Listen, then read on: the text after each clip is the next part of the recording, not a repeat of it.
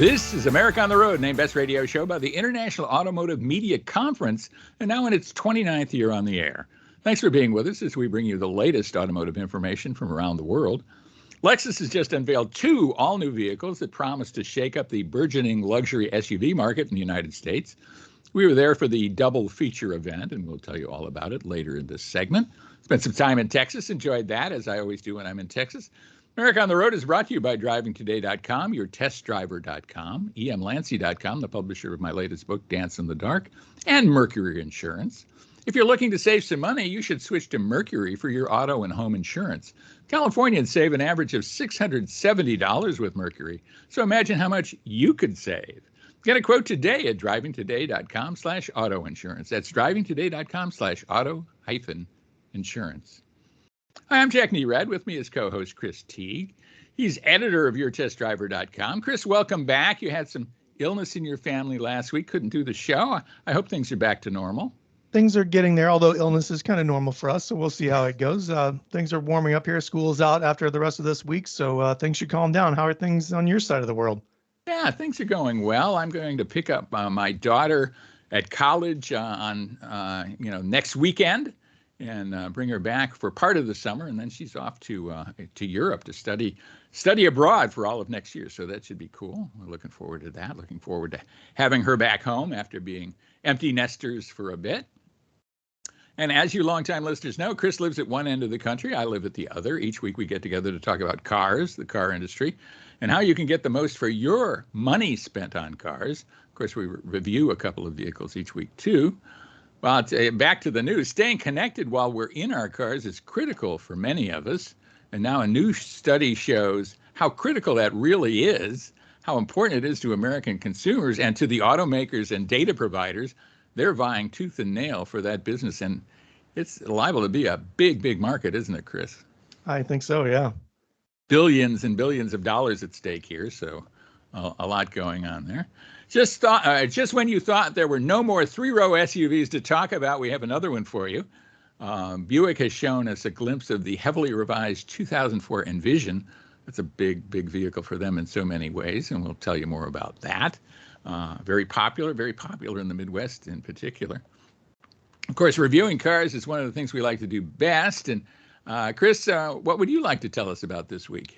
I spent the week with the 2023 Chevy Silverado 1500 Custom Trail Boss. It's a really unique, close to a lower end trim level. I'm excited to tell you about it.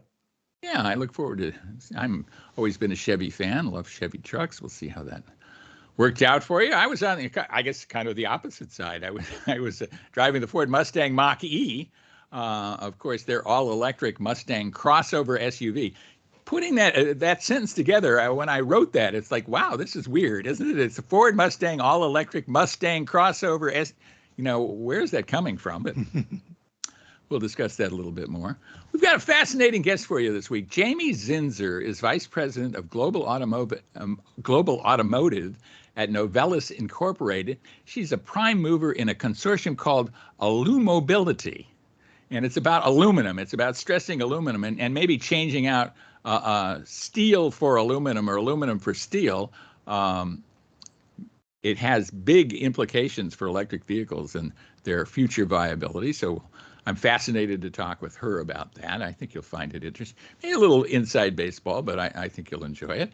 But let's dive into the news. And I got a chance to go to this Lexus double feature in Austin, Texas recently, where they're showing two really important vehicles to them. And I think I'll talk about the 2024 GX first. It's a vehicle I think that you're a fan of, right, Chris? I mean, you've loved GX for years and years and years. Why don't we dive in and find out your take on the previous one and what you've seen from the new GX? Yeah, I've driven the previous one very long distances a few times, and I've had a really good time in it both times. I think that that's a comfortable SUV. There are some things that were lacking, and then things that I've griped about with Toyota for a long time, Jack. The technology, the fuel economy in the GX with the V8 before that wasn't so solid, and I didn't love the styling of the most recent generation. However, I think we're going to talk about this in a minute. The brand new GX improves on all those points, so I think that they've touched on everything that I actually care about with it. So As long as it can do the off-road stuff that the previous one did, then it'll be right in my book. It'll be up my alley. I always think the previous GX was kind of a wolf in sheep's clothing, right? I mean, it looked like a fairly conventional three-row SUV from the outside. A lot of people bought it for that reason. It was kind of fit in there in their lineup in that space. But it was an off-roader. It was really kind of uncharacteristic of a lot of Lexus vehicles. I guess you could say the LX has some off-road tinge to it too.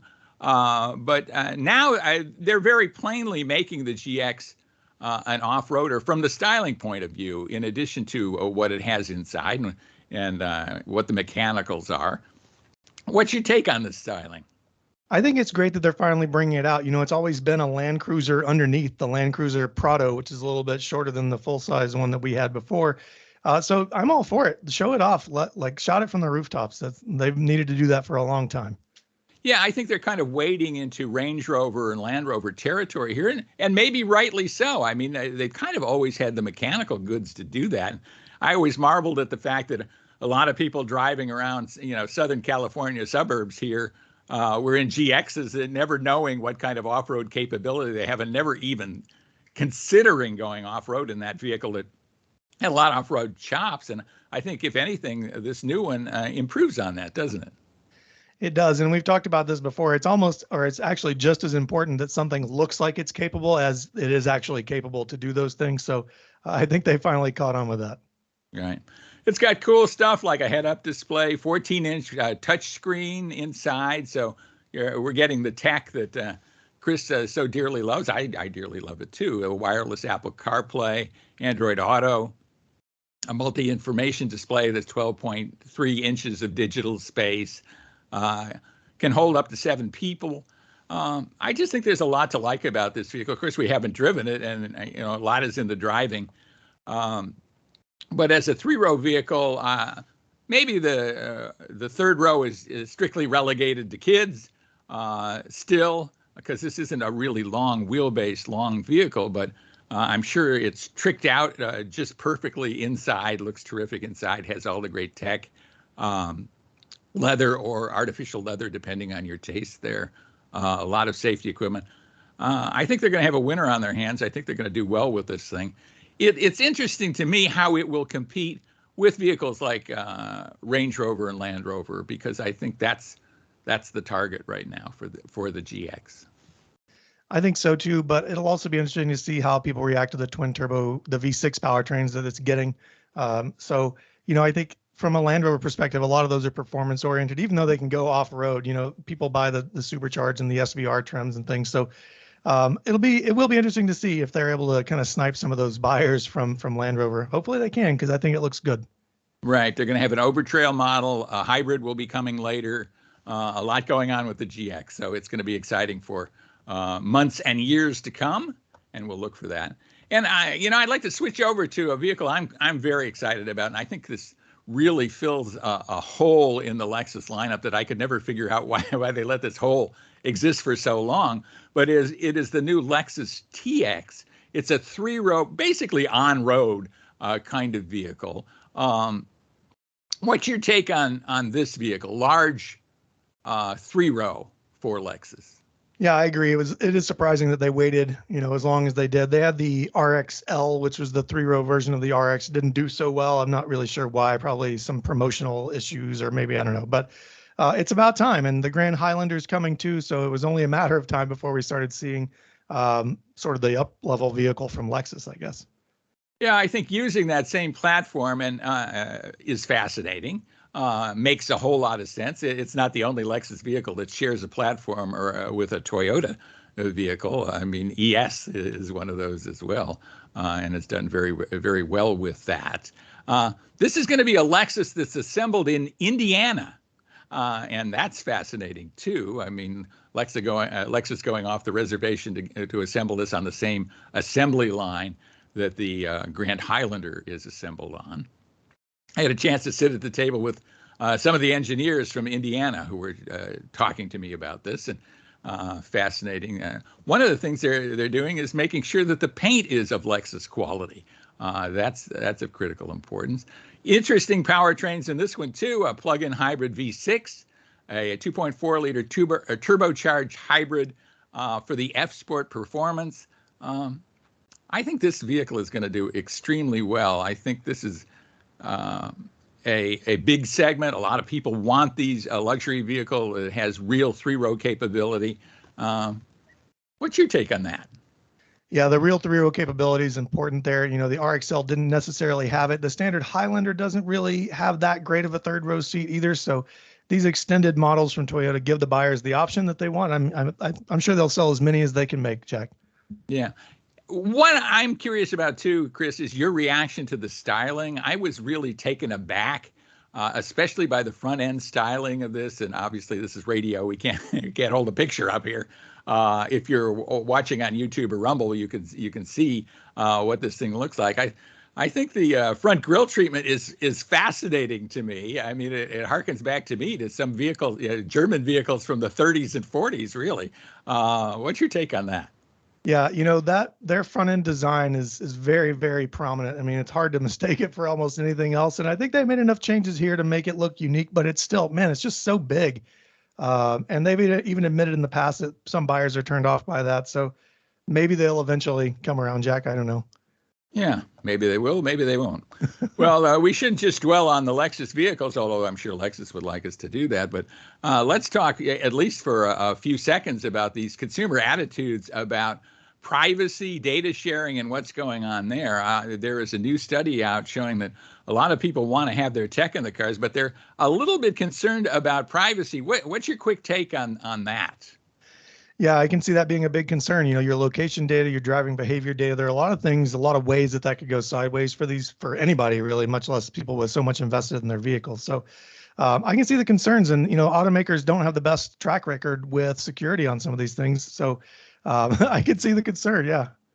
I mean, we've seen vehicles hacked, people getting into vehicles because they can hack the locking systems, for example. It could be a problem. So we'll see what goes forward on that. Buick has shown the Envision. First look on that. Do you have a quick take on the new Envision? I like the way they've moved their styling, and the interior quality looks fantastic. I can't wait to drive it. Yeah. So we're looking forward to that. And when we come back, we'll have two road test vehicles that are very, very cool. The Chevrolet Silverado 1500, and I was driving the Mustang Mach-E. So stay with us for that. And thanks for being with us right here on America on the Road.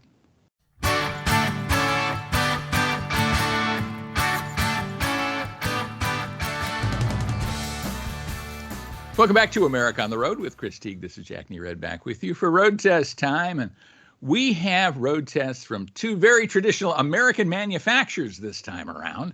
Very important vehicles for both of them. Chris, you were driving the Chevy Silverado 1500, their full-size pickup truck. Tell us all about it. I usually enjoy the Chevrolet, the Silverado 1500, and this time was no different, although the configuration on this one, Jack, was a little interesting because they chose the custom trim, which is one step above the next, the work truck trim, which is the lowest. And then they slapped this big off-road package onto it. So you've got a really odd mix of sort of hardcore, beefy mechanical components and then some sort of lower end interior components. It was very interesting, but I'll take a step back. So the Silverado, the 2023 Silverado starts at under $37,000. So it's not that bad of a price for a full-size pickup truck, but you consider that is the sort of baseline work truck stripped down model. My custom Trail Boss came in at around $54,000. That's after several options and a couple of trim level steps up. The interesting thing about this, Jack, and I want to get your feeling on it and see if you've driven one. This truck had the 2.7 liter turbocharged 4-cylinder engine that Chevy introduced a few years back, 310 horsepower, 430 pound-feet of torque. So pretty stout specs on this guy. Have you driven it with the 4-cylinder? And if so, I have not, and I'm really curious to hear you tell me about it because I've been fascinated that they would put a 4-cylinder in that. The specs sound good, but was it strong enough? Absolutely. You'd be surprised at the torque, the feeling this thing has. The thing that you're missing here is the sound, right? And then some of the roaring vibrations from a V8. But other than that, I think if you can get over the sound, and people do actually look at it like that sound's coming from that truck. But it is perfectly fine. It pairs with an 8-speed automatic transmission, 4-wheel drive. In this truck, the towing comes out to 9,300 pounds, 2,140 pounds for payload. And so the capability is there, Jack. You're not losing a whole lot by going with the 4-cylinder engine. The Trail Boss trim, it's got a 2-inch factory lift, it's Rancho monotube shocks, 18-inch wheels, remote start. So you do get Chevy. I do like adds some of these niceties with some of their lower trim levels. You don't have to go all the way with some option packages and everything like that. This truck had a cloth upholstery. It did not have blind spot monitoring, did not have rear cross traffic alerts. So it was missing some of those higher end trim level features that you get from stepping up to like the High Country and some of the other trim levels. But the mix here, Jack, I think is pretty good. I mean, if you want to think about the value here, almost $55,000 is not cheap for a pickup truck. I think the capability that you get here and the comfort might justify some of that. And then you get all these off-road goodies, like I mentioned too. So it is a supremely off-road capable pickup truck. I didn't have time to take it off into the mud, and it honestly was raining all week, and I probably would have gotten stuck somewhere without cell phone service anyway. So probably a better thing. Inside, you have a nice big touchscreen running Apple CarPlay and Android Auto. You don't have the wireless features in this truck that you do in some of the others. But Chevy's infotainment is nice, Jack. We talk a lot about Ford and Stellantis with their sort of super end systems that everybody loves. I think I like Chevrolet's system. I think it's pretty easy to use. It's nice and colorful. The only challenge here, Jack, is that the touchscreen is so small in this particular base model truck that from sitting across the cabin, you really have to kind of squint to see it, and it does look completely out of place. You know, the newer models get up to a 13-inch screen. With this guy, I think it was 5.1, 6.1, something like that. Very small, but good. It's able to be seen in the cabin, so not a lot of trouble there. You're missing a few speakers here too, but again, unless you're really jamming on the tunes, you're not going to care. My kids can't listen to the music the same level that I used to when I was younger anyway, and probably good that they did not. My truck came with Chevy's multi-flex or multi-function tailgate. So you've got I think 6 different settings. You can fold down stairs. You can fold it open to put longer cargo in there. I used it to haul 10-foot boards we built some stairs down in the woods behind my house. So perfectly good for anything you need to do there. I think the ride height on this truck is going to be a little bit of a difficulty for lifting gear into the bed. Other than that, I think, Jack, we've got a pretty good truck here. I think, the 4-cylinder engine might be a turnoff to some, but I'm going to tell you now, I don't think you're missing much other than the sound with that. Well, it's interesting to me that you're talking about essentially a bargain buy kind of truck, full-size truck, with a lot of off-road capability, but it costs $55,000. I mean, even if you were looking for the discount on that at the dealer and paid around $50,000, I mean, that's a lot of clams for a brand new vehicle, and you're certainly not getting all the bells and whistles there. So I think the value is there comparatively. But this is a tough one for me to see these vehicles way over $50,000 now. I mean, maybe I need to get over it, but that's my basic take on this. Yeah, I mean, the value is not super apparent until you compare it to other trucks. Granted, it's not as capable as like the Ford Raptor or the Ram TRX, but it is significantly cheaper than either of those trucks. So if you're looking for sort of off-road capability, but not the most hardcore off-road capability, and you don't want to spend $80,000, I think this is a good way to get into one. Yeah, it strikes me that it's very close to a vehicle we tested, I think last week or the week before, the Ford F-150 Tremor, kind of their mid-range off-roader that I liked a lot, actually, and I would shop those two together and see what you think. Okay. And speaking of Ford, I was driving the Ford Mustang Mach-E, the Mustang crossover battery electric. Still, I guess a little controversial in Mustang circles, whether this is a real Mustang or not. Certainly the Ford people will tell you it's a real Mustang. Others might disagree. I guess that's neither here nor there. It's a vehicle onto itself, and it doesn't compete against Mustang competitors like Camaro. It competes against compact SUVs and midsize SUVs, battery electrics. And we're seeing a flood of vehicles in that category. And maybe that's what we should be looking at when we look at Mustang Mach-E. Kind of makes sense to compare it against competitors like that as opposed to sports vehicles or sports coupes. It is available in 4 trim levels and kind of baffling. When you look at the combination of trim level and then battery size and all-wheel drive or not all, it really is amazing combination of stuff. Hard to wade through. The base model starts at under $50,000, but the price quickly escalates. I was driving a California Route 1 version one of their specialty versions, which is, very much like the premium level version. It is an all-wheel drive vehicle. It starts at about $60,000, $59,495. Has a lot of premium trim features, has special 18-inch black wheels, a black painted exterior pieces. It's a good-looking vehicle. It's a very cool-looking vehicle. It also is decontented a little bit. The power liftgate goes away. The power adjustable passenger seat goes away. So, and you get a 6-speaker audio system instead of a more premium audio system. At the same time, I like this vehicle a lot. It's fun to drive. You don't notice the electric nature of it all that much, which to me is an advantage.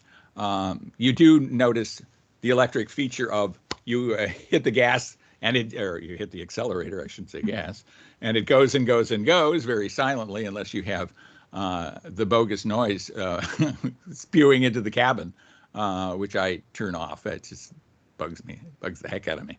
I guess I'm a purist in that way. What's your overall take on Mustang Mach-E? I think at this point, the performance has shown itself to be pretty strong as a performance vehicle. I mean, even the normal models have great acceleration, not even the GT. But so I think the debate of whether it's a Mustang or not, yeah, it's not a Mustang, but it's still pretty thrilling to drive. I like the styling. I agree with your comments there. The trim levels are a little confusing if you're looking at it from just a pure like how you're going to configure it standpoint. But other than that, I didn't have much of a problem with it. I actually really enjoyed my week with it, and I did turn the fake noise off myself, just so you know. Yeah, well, good for you. We're at least of the same mind on that. I like this vehicle a lot. I think maybe a big problem with it, or it's not a big problem, but a competitive issue with it is charge time. This takes a long time to charge, even on a fast charger, almost twice as long as some of the better vehicles right now, the more recently introduced vehicles. And as you have pointed out in previous shows, Chris, I mean, charge time is getting to be a major issue, as big an issue as range, I think. And, what's your take on that? Yeah, we talked about ranges are getting longer, but if you can't stop and recharge it in time, it really doesn't matter if you have 100 miles or 500 miles of range. If it's going to take an hour to charge, it's not the thing. So automakers like Kia and Hyundai have done a really good job with it. So it's now time for everybody else to catch up. Yeah. So this is one to look at, certainly. If you like the styling, I think the California Route 1 edition is a very, very cool thing. It's about $63,000 as I tested it. And you were driving the Chevy Silverado in a particular off-road form that was very, very cool. So good vehicles here. I think there's some competitors out there you should shop when you are looking at these two vehicles. But nice vehicles this time around. Agree. And when we come back, we will have an interview with Jamie Zinser. She's going to be talking about aluminum vehicles. So stay with us for that. Pretty interesting stuff that she has to tell us. Thanks so much for being with us right here on America on the Road. Stay with us through the break.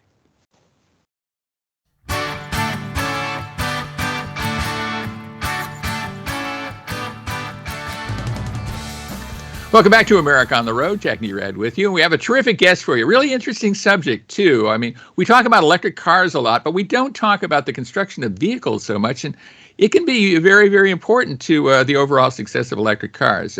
Our guest is Jamie Zinser. She's Vice President of Automobility and Vice President of Global Automotive at Novelis. Thanks so much for being with us. We appreciate it. Hi, Jack. Happy to be here. Well, let's talk about this issue. I mean, certainly we in America on the Road talk about electric vehicles, maybe too often these days, but we talk about them a lot, right? And certainly electric vehicles have their own special characteristics.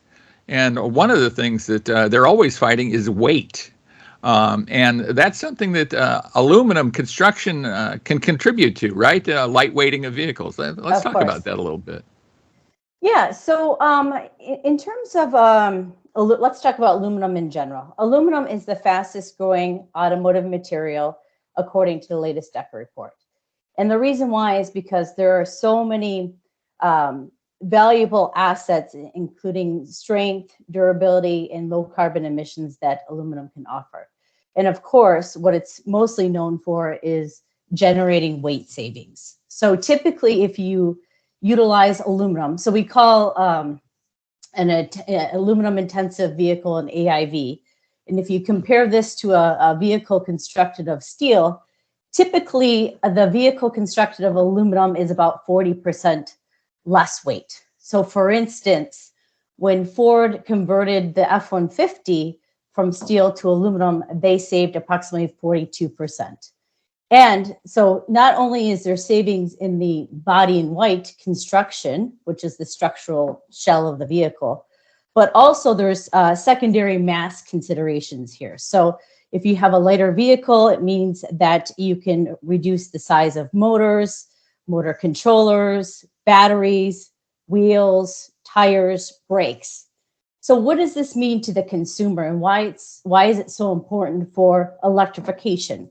So when we talk about electric vehicles, everybody has what they call range anxiety. So meaning, can they get to from point A to point B without charging their vehicle? So a lighter vehicle is a more efficient vehicle, which means you can have the same range with a smaller, less expensive battery pack while consuming less energy and having a quicker charge time. So alternatively, you can invest the weight savings into a larger battery, which will lead to a greater range and more capacity to carry passengers and cargo. Yeah, so it's a big win and I knew that there were weight savings. I didn't realize the weight savings were quite that dramatic, because something like a 40% weight saving is incredibly dramatic. Is it not in automotive terms? Of course it is. Yes. So just to give you another example, so if we're talking about an electric vehicle, an electric fleet of vehicles, what does this mean for the consumer? So if you have a vehicle that's roughly 40% less weight, so we're talking roughly a weight savings of 450 kilos, okay, in a full aluminum automotive body. So this is just an example. It's rough, an approximation. So what this means is, with an electric vehicle, if you look at let's say the use phase of the vehicle, which is typically about 140,000 miles, the owners of these vehicles can save approximately 6,000 kilowatt hours of energy over this typical time frame. So what does that mean? So that means that these energy savings equate to about 60% of the average annual electricity consumption for a typical household. So this is huge and massive savings associated with weight. Yeah. Let's talk about vehicle price. I mean, that's certainly a sticking point with electric vehicles. And, one of the big issues there, of course, is battery size. So walk us through that, because if you have a lighter weight body, this has a kind of a ripple effect, a domino effect, doesn't it? Yeah, of course. So let's just take, for instance, that particular same vehicle. So we're talking about aluminum intensive vehicle versus a steel intensive vehicle. And we're talking about, roughly 450 kilo weight savings with aluminum. So what this means is the primary cost of the vehicle is actually the battery pack, right? So it's the battery enclosure with the pack, the batteries themselves. And so that's roughly, depending upon the total cost of the vehicle, depending upon the total cost of the battery pack, roughly half to 1/3 of the total cost of the vehicle, right? So what that means is less weight, as we mentioned, means that you have fewer batteries to operate in the same range. And we recently conducted a study through Illumability. You mentioned Illumability in the beginning. This is actually a consortium that Novellus had started together with Constellium. And it's a collaboration of everybody in the aluminum space. Well, not everybody. Many, let's say, individuals within the aluminum space, and working with the OEMs to offer technical solutions. And so getting back to my point here, there was a study that Illumability had done, you can see it on our website, that shows that, if you convert to an AIV, the savings associated with a traditional or a battery pack could be, roughly about $800 per vehicle. So this is pretty significant in terms of the overall cost savings. So once again, lightweight equates to less batteries, which equates to overall cost savings because the battery pack is the largest component in terms of cost of the vehicle. Yeah, makes all the sense in the world, and it makes sense to pursue that. Another thing, and I found this interesting, and and maybe you can explain it to me. Aluminum can also affect the use of other raw materials, right? I mean, there are raw materials in the battery itself, lithium, cobalt, among them, kind of rare earths that are by definition rare. We'd like to conserve those, right? Talk about that, would you? So it's the same philosophy. If you have fewer batteries that are required for the vehicle because of less weight, then you have less extraction of these raw materials and chemical elements. And not only to mention that, obviously then there's less risk in terms of supply chain. Yeah, and you don't have to refine as many of these materials. I mean, that's a big important part of this right now. The carbon, in terms of carbon footprint and the savings there, the list of advantages goes on and on. Right. It makes so much sense to use aluminum, but there's got to be obstacles, right? And we have not seen wholesale adoption of aluminum by the auto industry. They're still building most of their vehicles out of steel. Why is that? So I think that and what we're doing, at Novelis is educating the automotive community about the advantages of aluminum in terms of the ultimate, because I think that the steel industry likes to compare 1 kilogram of steel versus aluminum and compare the two in terms of cost. But, obviously it requires less aluminum, and as I mentioned, the advantages go on and on and on in terms of the overall vehicle gets less costly if it's lighter. But I think that to your original point, the concern here is that there's an educational piece, but then the engineers are more, let's say, they are traditionally are used to working with steel. And so in working with steel, there's an educational piece there in terms of the engineering behind working with aluminum. So the formability of aluminum, the joining processes, how you need to logistically handle aluminum. And at Novelis, we have opened up something called a customer solution center. So we have one in Detroit, or outside of Detroit. We have one in Stuttgart, Germany, and we have one in Shanghai, China. And what the intent of these solution centers is, Novelis doesn't have any intent of entering into the tier or application space in terms of providing product. We'll always remain a sheet provider of aluminum, but we want to work with the tiers. We want to work with the OEMs, help them overcome any sort of engineering obstacles that they may have. For instance, the Customer Solution Center in Novi has a hot forming line where we actually look at formability of aluminum. We are also introducing a new roll forming line to help educate the OEM community on the benefits of roll forming.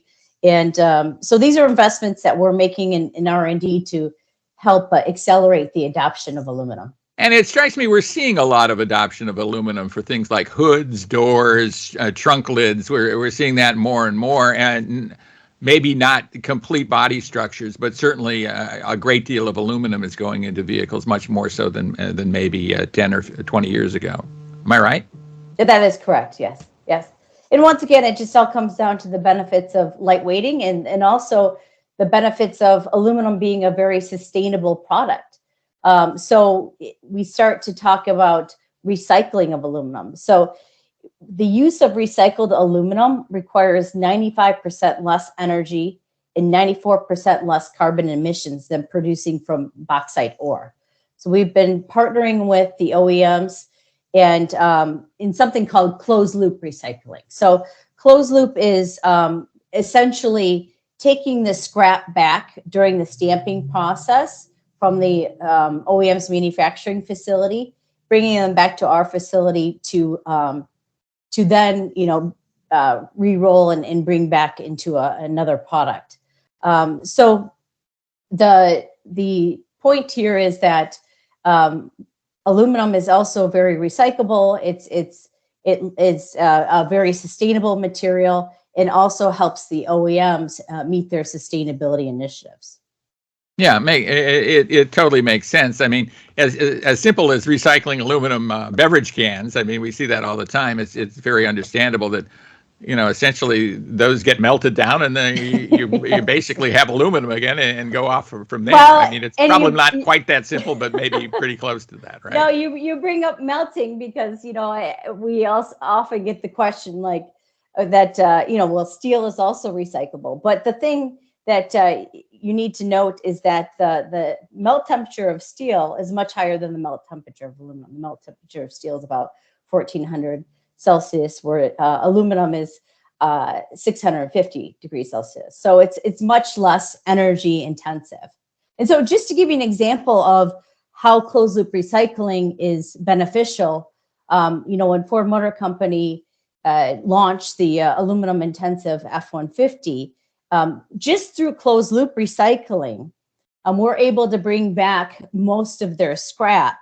And that scrap actually produces 30,000 F-150 truck bodies per month. So that's just with the scrap alone. So it's pretty significant. Right. What do you think the future is going to be for aluminum in auto bodies as we go forward the next 10 or 15 years? The future is, the next step is end of life recycling. So we are very focused on, and it's not going to be it's going to take a whole industry effort to bring these vehicles back through end of life. And when I say end of life, it means when a vehicle has reached its expiration date. Typically most of these vehicles get shredded and shredded in a way where it's we really don't avoid downcycling of materials. So we want to ensure that the materials are kept, the alloys are properly separated. So we're working very closely with the OEMs in terms of dismantling initiatives. And then also, once a vehicle then is shredded, working on sorting technologies. So initially, the aluminum becomes twitch, which is a combination of basically cast, wrought, and extruded material. We're working on technologies through AI to then sort that into the proper aluminum category, and then further sort through XRF. There's many other technologies that are out there that we're exploring, but XRF is one of them, which will actually bring the materials back to their proper alloy categories. So what that means is that you have less, the material is more pure in its proper form, and it requires less primary material to reprocess. Yeah, which of sounds course like a very bright future. And Jamie, I wish we had more time, but we've come to the end of the segment. So Jamie Zinser, thanks so much for being with us of Automobility and also from Novellus. My pleasure to talk to you about this. Thanks so much. Thanks, Jack. Appreciate it. Have a great day. You too. And stay with us, everybody. We'll be right back right here on America on the Road.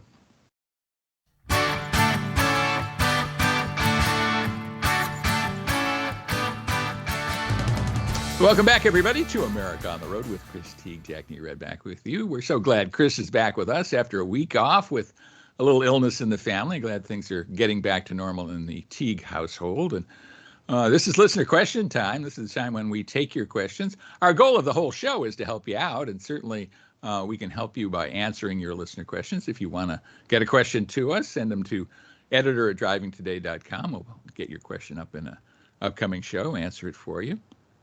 You can track us down on the podcast or on the radio broadcast each week on Saturday mornings on the SportsMap Radio Network. Here is a question from Ben in Lexington, Kentucky. We're about to go on summer vacation, and you guys are America on the Road. So I'm wondering if you have any travel tips for us. Well, I'm actually going to be taking a road trip at the end of this month from Maine to Washington, D.C. So hopefully I'm able to follow some of my own advice.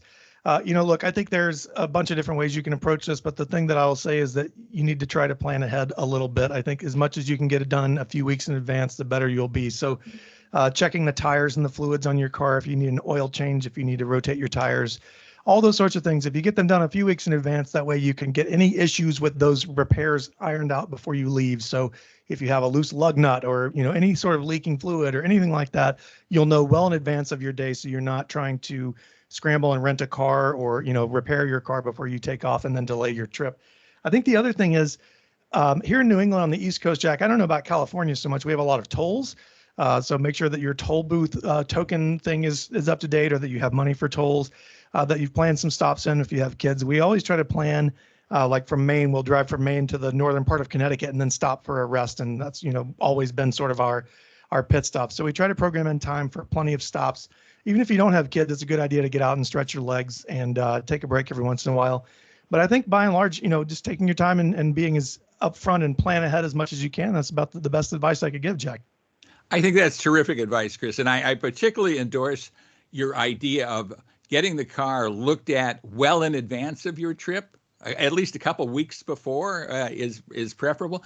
I know so many people who get their car fixed. They have a bunch of stuff building up, and then they take it to the dealership. Oh, I've got to get this done. They pick it up, and the next day they're leaving on a long car trip. And it's a recipe for problems, potentially. I mean, most of the time, those repairs are going to be done right, and you're going to be okay. But there is that odd thing where they do something, the technician does something wrong, they leave the oil cap off, or, just who knows what, like you say, a loose lug nut. And you're starting off the trip without being able to get that sorted out. I mean, that's a big, big problem. I would also point out, checking your tire pressure. A lot of times we're driving our vehicles, be it a 3-row, 2-row SUV, whatever we're driving, mostly unladen, right? And then you go on a trip and you fill it to the gunnels with everything you can imagine taking. I've got 3 daughters. I mean, you can just imagine how we fill up the car when we go on vacation. So getting tire pressure proper is critical in that kind of situation where the car is heavily laden. There's a lot of things to do there. And then when you're on the road, I'm kind of a type A guy who likes to put a lot of miles behind me. So I am reluctant to stop a lot of times, but I have found over time, those bio brakes, just stretching the legs, that makes so much difference to everybody else in the car and really valuable. So you should absolutely do that. I agree with all that. So good travel tips. And, as a couple of family guys, I guess we both had the same experiences and come to the same conclusions, which I think is hopefully helps others. Here's a question from Stan in Menlo Park, New Jersey. I heard you advise a listener about commuter cars last week. I'm kind of in the same boat, I guess the same boat as that listener. Should I be looking at EVs for commuting, or should I only consider conventional gas vehicles? And what about hybrids? Yeah, we talk a lot about this a lot. That doesn't make any sense at all. We talk about this frequently. How about that? The thing that I always say, and you tend to nod your head when I say this, is it really depends on what you drive, or how you drive, I should say, and how long you have to drive. I think an electric vehicle can be great if you're able to charge it at home, and if you may have a charging spot at your office, or even just a short drive, so you don't need to worry about charging every day. However, I will say the good stepping stone there that could get you both of that, the best of both worlds, would be a plug-in hybrid. We've talked a lot about this too. If you've got like a 20 or 30 mile commute, most of that can be done with the electric range, and you don't have to worry about it stopping for gas or charging after that. So, I think there are a lot of options here, Jack. I don't know that, unless you're driving huge distances, I would say that you need to only get a gas vehicle, but because at this point, hybrids and plug-ins are so great. Yeah. Well, they are great, and they also cost a lot more. So I mean, that's the thing you have to weigh, right? I mean, you're going to find a conventional gasoline vehicle is probably going to give you the lowest cost of ownership over the course of 5 years, despite the fact that gas prices are a lot higher than electric prices for driving purposes. The premium you pay for an electric vehicle or for a plug-in hybrid vehicle, which I personally like that ability to drive on electric only when you want to, and up to, maybe 30, 40, 50 miles, depending on the vehicle. And then switching over to gas, and you can go another X amount of miles and don't have to worry. I think that's great, but you pay for that ability. So if the goal is to just keep costs down, I'd look for a couple-year-old used vehicle and a gasoline vehicle and go from there. If the goal is beyond that, or your particular circumstances show that an electric vehicle could really work for you, you can charge at work and not pay for it, for example, that would be a good thing. I'd look to that. Look to either that or a plug-in hybrid as a good stepping stone. So there are a lot of choices out there. I think that's a wonderful thing about the American market. You get the horse for the course, right? The vehicle that's right for your particular circumstances. I think that's a great idea. I agree. And let's take another question. This is from Peter. He's in Bloomington, Minnesota. Do each of you have a favorite car right now, a car you would really like to own? I'm looking for a new car right now, and I'd like to narrow it down. I might not buy what you suggest, but it could give me some ideas. And I happen to know that Chris Teague seems to always be looking for a new car to buy, as long as I've known him, and I think we've known each other for several years now, Chris. You trade vehicles fairly frequently, and you always have your eye out there. What's your answer to this question? Yeah, quick story. I tried to register my wife's car the other day, and they asked if I was going to hold on to my license plates because they didn't think they should take them back because there's going to be another car showing up before they even get rid of them. So, yes, I do swap cars quite a bit. I will say that the cars I shop for are not necessarily the same cars that I would recommend to other people. For my needs, we're a family of 4. I have a relatively short commute. I would be looking at something like the Toyota RAV4 Prime, the Honda CR-V Hybrid. I would be looking at, if I were going the performance route or even a sort of more fun car, Honda Civic, even the Honda Civic Type R, if you're really looking for something hot like that. But even the standard Honda Civic is a lot of fun to drive, and there's plenty of room inside. And then finally, Jack, I think also on the electric vehicle front, I'd be looking at the Kia EV6, the Hyundai Ioniq 5, or even if you have a little bit more money, the Genesis GV60. So, there are a lot of great choices. So it's hard to say which one I would. Well, but you're buy. pointing out vehicles for other people rather than your favorite car, Chris. So you're kind of dodging the question in a very intelligent way. But tell us what your would really like to have. If I were going to go buy a car and money was no object, I would buy a brand new Audi RS6 Avant. But that's neither here nor there because I cannot afford it, nor can I find one. So yeah. But you have. Am I right in saying you've just purchased a car? I'm getting ready to, and I'm not going to reveal it yet because I haven't actually done anything official. Oh, I thought you would pull the trigger on this. So you unpulled the trigger. You pulled the dealer bullet back shenanigans. Into the gun. Yeah. All right. Well, for me, people ask me this question a lot, and I drive a new car every week, and I have been driving a new car every week for the better part of 40 years now. So I'm really used to that. I mean, that's my muscle memory. So owning a car that I would have forever and ever, or for a long time, is kind of alien to me. At the same time, I should have a good answer for this. And here's my answer. It's the current Corvette. I think the mid-engine Corvette. I mean, I've been hearing about mid-engine Corvettes since I was probably 10 years old and started reading car magazines. And now one is in the marketplace. It's a really, really good value. I think kind of underestimated. It's not a supercar performance, but really good performance. Handles beautifully. They've done a remarkable job at the price. That's a vehicle I could think, in my kind of baby boomer, empty nester kind of situation that I'm in now. That would be a cool car to have, I think. That's a good choice, Jack. Well, very good. Well, tell us what's going on at yourtestdriver.com. Well, everyone's probably tired of hearing of it by now, but we are still running our Skip Barber School giveaway and our Team O'Neill Rally School giveaway. I've extended it through the end of June, and we're going to add a nice dash cam to that. So I'll write a story and put some pictures up so everybody can see what we're giving away. It is free to enter. It's very easy. All you have to do is follow us on Instagram and like our post and tag someone else. So for 30 seconds worth of effort, you could have probably $2,000 worth of value out of this. But really hope to see everyone on the site and on our Instagram page. It's at Your Test Driver. Right. I would endorse that, encourage everybody listening to make that 30 seconds of effort because the possible prize is terrific. And, I'd love to have that myself. If you are looking for books for the summer, Dance in the Dark is my latest crime thriller. It's inspired by true crime. Crime, oddly, is a passion of mine. It's available at Amazon.com in both Kindle and paperback editions. Might be great beach reading, and a lot of us are headed to the beach these days. If you like America on the Road, thanks, number one, for liking it, for listening to it. And listen on this radio station each week. Listen to the podcast. Track down the video casts on YouTube and on Rumble. And there's other ways to get America on the Road, too, aren't there, Chris? Yeah, if you head to sportsmapradio.com, you can find us on the Saturday morning schedule. There you can find, as Jack mentioned, the radio podcast as well as the podcast on every major platform. We hope you download us there and like us. It helps us out a lot, even with the radio show, even if you download the podcast. So check us out. Yeah, absolutely. And thanks so much for being with us. Please join us again next time for another edition of America on the Road.